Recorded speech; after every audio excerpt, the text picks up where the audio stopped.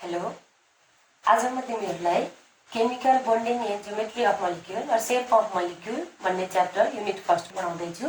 यसमा मैले भिआरसीपीआर थ्योरीलाई नै कन्टिन्यू गर्दैछु है।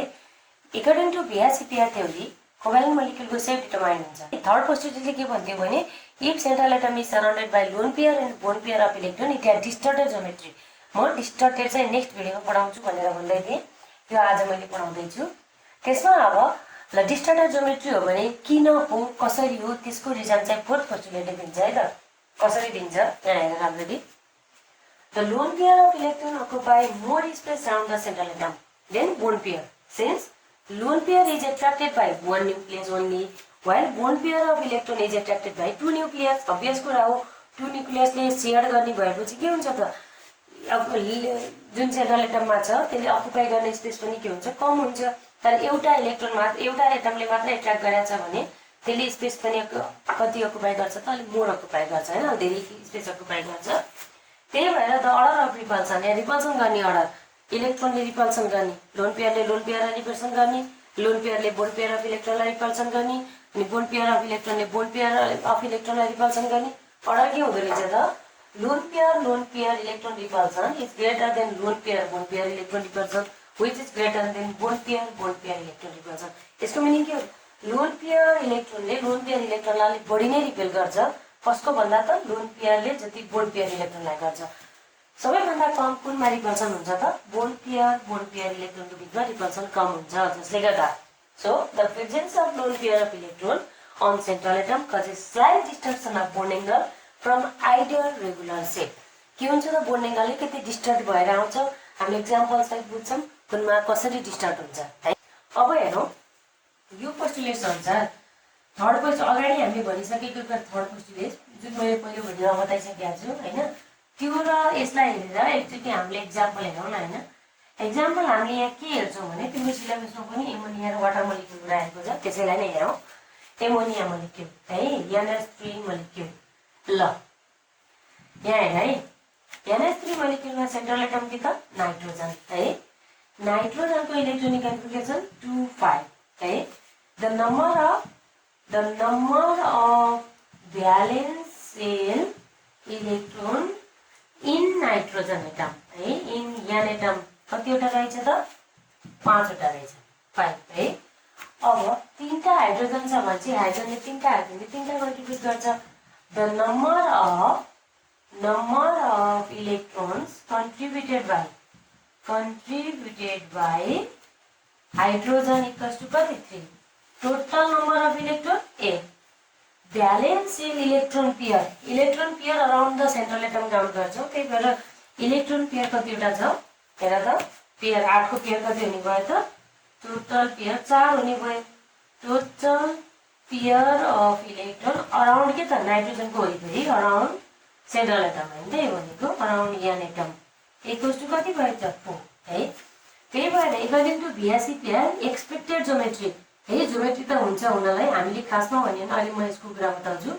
ज्योमेट्री र सेपमा अलिकति फरक कुरा छ है। यहाँ ज्योमेट्री र एन्ड सेप है, ज्योमेट्री एन्ड सेपमा अलिकति फरक कुरा छ है। अब हेर्नु, यहाँ ज्योमेट्री डिसाइड गर्नको लागि लोन पेयर र बोन पेयरले डिसाइड गर्छ, lone pair plus bond pair दुईटैले डिसाइड गर्छ। सेप डिसाइड गर्छ बोन पेयर अफ इलेक्ट्रोनले मात्रै डिसाइड गर्छ है। त्यही भएर यहाँ डिस्टर्टेड ज्योमेट्री अनि सेप कस्तो फरक हुन्छ त, टोटल पेयर अफ इलेक्ट्रोन भयो। एक्सपेक्टेड ज्योमेट्री त के नै भयो त, एक्सपेक्टेड ज्योमेट्री है। एक्सपेक्ट गर्न सकिने ज्योमेट्री के हो त, यसको टेट्राहेड्रल नै हो हैन, टेट्राहेड्रल हो। अब सेप कसरी चेन्ज भयो त यसको है, due to presence of lone pair of electron around nitrogen है। लोन पेयर अफ इलेक्ट्रोन हुनाले यसको के हुन्छ, डिस्टर्टेड ज्योमेट्री, त्यसलाई भनिन्छ डिस्टर्टेड ज्योमेट्री हुन्छ। डिस्टर्ट कसरी हुन्छ त हेरौँ त एकचोटि। ल फो त भयो, फो अनुसार यदि फो छ भने loan pair plus bond pair भयो भने चाहिँ हैन, त्यसको के हुन्छ त, सेन्ट्रल एटममा लोन पेयर र बोन पेयर भयो भने डिस्टर्टेड ज्योमेट्री हुँदो रहेछ। कसरी हुँदो रहेछ, यहाँ के छ, नाइट्रोजन 5वटा छ, 3टा केसँग त, हाइड्रोजनसँग बोन्ड बनाउन गइरहेछ, 3टा यसरी हाइड्रोजनसँग बोन्ड बनाउन गइरहेछ, ओके हैन। एउटा लोन पेयर अफ इलेक्ट्रोन छ, यो सबै के भयो हेर त राम्ररी, बोन पेयर अफ इलेक्ट्रोन भयो हैन त। अब यहाँ रिपल्सन हुन्छ, रिपल्सन कुन कुनको बिचमा पोसिबल छ, यहाँ लोन पेयर बोन्ड पेयर इलेक्ट्रोनको बिचमा यो लोन पेयर यो बोन्ड पेयर यता हेऱ्यौँ भने पनि लोन पेयर बोन्ड पेयरको रिपल्सन छ। अब यहाँ के छ त बोन्ड पेयर इलेक्ट्रोनको बिचमा पनि रिपल्सन छ। फेरि यहाँ पनि सेम भयो बोन्ड पेयर इलेक्ट्रोनको रिपल्सन छ है। अनि हामीले अघि भिएससी पेयरको पोस्टुलेसमा एउटा अर्डर भयो नि त हैन, के छ अरे loan pair electron repulsion greater than lone pair bond pair electron repulsion which is greater than bond pair electron repulsion है। अब यहाँ दुईटा लोन पेयर भए, लोन पेयर र लोन पेयरको बिचमा रिपल्सन हुन्थ्यो, त्यो हामीले जान्यौँ। अब यता मात्रै जाउँ, लोन पेयर र बोन्ड पेयरको रिपल्सन बोन्ड पेयर भन्दा धेरै हुन्छ। यसको मिनिङ के हो? रिपेल गर्ने के धकेल्ने हैन, धकेल्ने। यसलाई के हुन्छ, यी दुईटा यति टाढा जान खोज्छन्, अलिक धेरै नै टाढा जान खोज्छन् भनेको यो अलि यता टाढा जान खोज्छ, यो पनि टाढा, यसलाई रिपेल गर्दा भनेको यो बोन्ड इलेक्ट्रोनहरू अलि यता यता सर्ने भयो, यसरी सर्ने भयो। यो पनि सेम यहाँ रिपल्सन हुनाले लोन पेयर यो दुईटा रिपल्सन भन्दा बोन्ड पेयर र बोन्ड पेयरको रिपल्सन भन्दा लोन पेयर र बोन्ड पेयरको रिपल्सन के छ त बढी छ। त्यही भएर के हुन्छ, अलिकति यो पनि टाढा जान खोज्ने भयो हो कि हैन, यो अलि यता नजिक आउन खोज्ने भयो है। त्यही भएर के हुन्छ त यसको एङ्गल घटेर यदि हामीले रेगुलर ज्योमेट्री पढ्दाखेरि के भइरहेको थियो, CH के हैन, सबै बोन्ड पेयर अफ इलेक्ट्रोन थियो, सबैमा बोन्ड एङ्गल सेम थियो। कति थियो त 109.5 डिग्री भनेको 109 डिग्री 28 मिनट भन्दा पनि भयो हैन। त्यति त्यो भने तर यहाँ त due to presence of lone pair of electron के भयो त बोन्ड पेयर अफ इलेक्ट्रोन के भयो, सधैँ रिपेल भएर के भयो त बोन्ड एङ्गल घटेर आयो। बोन्ड एङ्गल घटेर कति आउँछ भने 107.5 डिग्री हुन्छ। रेगुलर ज्योमेट्रीमा जति थियो नि हैन, त्यो भन्दा घट्यो कि घटेन बोन्ड एङ्गल, यसले गर्दा डिस्टर्टेड ज्योमेट्री भयो। डिस्टर्टेड ज्योमेट्री भएपछि सेप कस्तो आयो त, shape nitrogen lone pair of electron, यहाँ बोन्ड पेयर अफ इलेक्ट्रोन कतिवटा त बोन्ड पेयर अफ इलेक्ट्रोन 3टा, यसले डिसाइड गर्ने भयो ज्योमेट्री त हो कि हैन, यसले डिसाइड गर्ने भयो ज्योमेट्री। यो कस्तो भयो त पिरामिडल है। लोन पेयरले यहाँ ज्योमेट्री दिएर यदि बोन्ड पेयर नै हुन्थ्यो भने यहाँ बोन्ड पेयर भएको केसमा टेट्राहेड्रल थियो कि थिएन, थियो नि हैन। सेप चाहिँ के भयो त यसको, त्यही भएर यसको सेप चाहिँ के भयो त pyramidal shape of NH3 molecule with bond angle कति हुने भएछ त 107.5 डिग्री है, 107.5 डिग्री। यसरी एमोनिया मोलिक्युलको के आउँछ त डिस्टर्टेड ज्योमेट्री आउँछ है। अब एमोनिया मोलिक्युल पढिसकेपछि हामीले वाटर मोलिक्युल पनि हेरौँ न। एमोनियामा त एउटा मात्र लोन पेयर अफ इलेक्ट्रोन थियो हैन। अब दुईटा लोन पेयर अफ इलेक्ट्रोन जहाँनिर लोन पेयर पनि रिपल्सन हुँदा के हुँदो रहेछ एकचोटि हेरौँ है त। वाटर मोलिक्युल हेरौँ न हैन, एमोनियालाई मैले के हुन्छ in case of the water molecule H2O मोलिक्युलमा के हुन्छ, अक्सिजन इज सेन्ट्रल एटम 2 6 ठीक छ।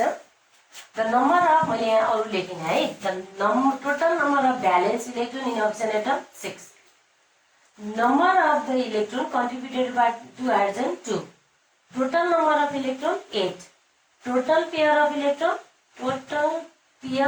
इलेक्ट्रोन कति त 4।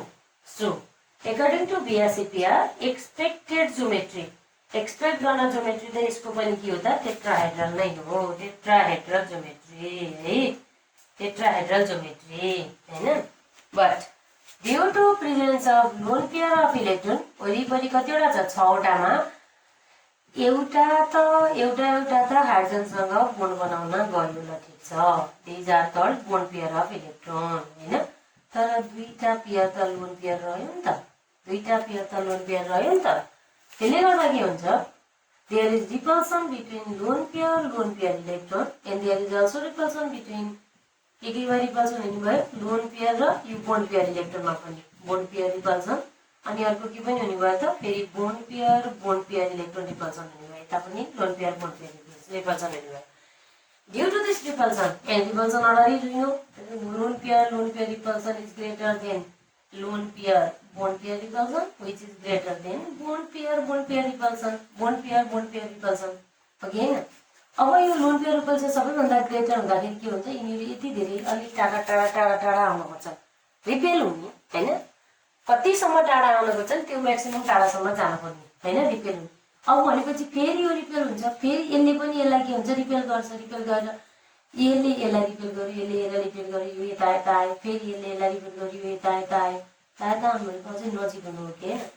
बोन्ड एङ्गलहरू बोन्ड पेयर अफ इलेक्ट्रोनहरू नजिक नजिक छँदाखेरि बोन्ड एङ्गलमा त असर गरिहाल्यो, बोन्ड एङ्गलमा इफेक्ट गर्यो, जसले गर्दा बोन्ड एङ्गल डिक्रिज भएर 104.5 डिग्री हुन्छ है।